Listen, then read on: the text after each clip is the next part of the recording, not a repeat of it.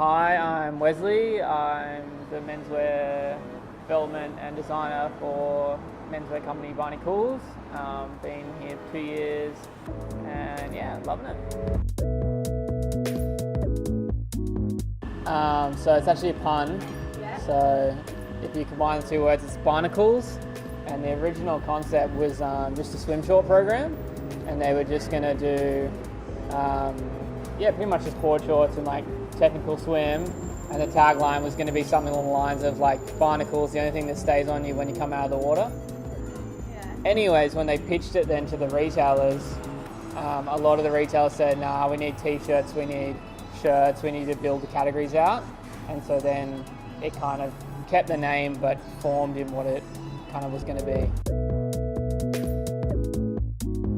So the brand image is all about, we want to display the Australian culture and the most aspirational version of it through our product and through our lifestyle. So we run events, activations, we have a lot of ambassadors in the sports scene, in surfing, in other industries. So yeah, we're trying to just build a culture that we love and we think other people want to be a part of. I think our prints and even just our clothes are quite conversational.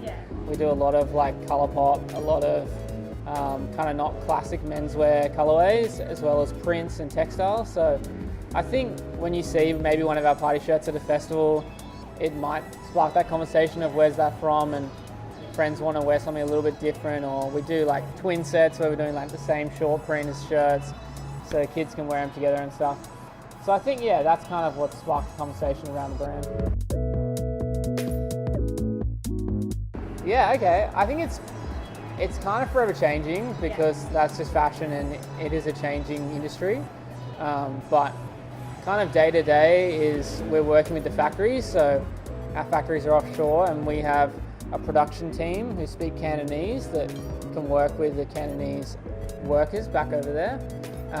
And so between us as designers and the production team, we're working on sampling collections, or we're designing the new ranges, or we might even be kind of pulling together photo shoots for a lookbook.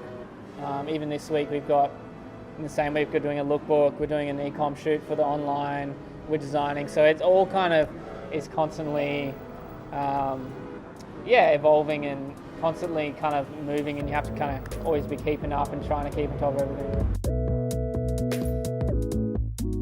I think we would like to say that it all just comes out of our mind, and that we're just lying there and suddenly we're inspired at, midnight and next morning we start drawing something, but it's not really like that. The space that we're in is reasonably commercial and we have to accept that. So for us it's more to do with trend research, knowing what trends are on, knowing what's not on, knowing, colours that are coming in and going out. And yeah, I think for us it's more about making sure we're aware of the market, what's happening in the US, what's happening in Europe, what's happening in Asia, and trying to apply that to our aesthetic. I think the production is a huge part of it, and I think a lot of kids coming out of design school don't realise how much time you're actually going to spend literally just doing emails. I would say actual design is only 10% of the job, and a lot of it is just maintaining the manufacturing schedule, making sure things are coming in on time, approving fabrics, approving prints, all that sort of stuff. So I think, the majority of it is just working with the factories to get the product right.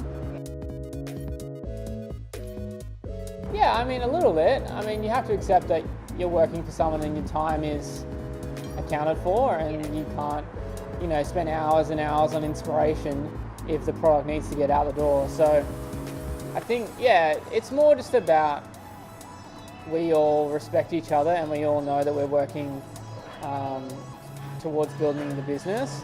And I think as long as you've got that, then there's a lot of flow. But when people are starting to fall behind and dragging the team down, that's when you're a bit more accountable. But as you say, we are kind of a brand that boasts that rebellious spirit. And so we try and have fun every day. We have team lunches.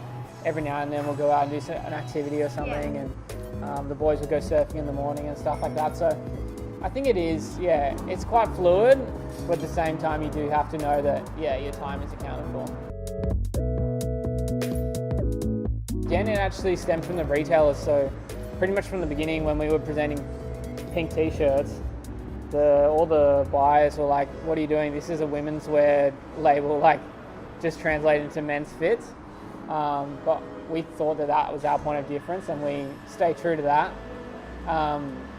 But yeah, I think what we've realized now is that what we do is a men's brand is so applicable to the women's market, and there's a lot of, I guess, money to be made there, and also just a lot of our following is asking for it. We have probably 60% girls at our events. Like, whether we like it or not, people are interested in it and want it. So it took a while to come around to it, and it is a big step, but yeah, we think it's going to do well. Not super directly, no. We, I guess we're still a pretty young brand, so I don't really know if we have that many like signatures yet, where other brands you might be able to tell that it's a rip-off. Maybe we don't have that so much yet, but yeah, I guess you see things in, you know, those bigger department stores that might be representative of something you've done, but it's hard to claim that sort of stuff when it only needs to be 10% different to avoid the copyright rule. So I think, yeah, we just have a loose grip, and, you know, if we did it first, we're stoked about it. If someone else copied it, we feel good that there's nothing against that, you know what I mean? Firstly, who you are is really important, and what you stand for and what your brand is. But then also you got to try some new stuff. If we just present the same collection every season with maybe a few different colors, different prints, buyers are going to get bored, the consumer's going to get bored. So we always got to try new stuff, and a lot of the time it doesn't work, and that's okay, and things get cancelled and product has to get recalled and stuff like that. But yeah, I think it is all about, you know, trying something new, and yeah, also just being aware that it's an ever-changing market and being ready to move with that.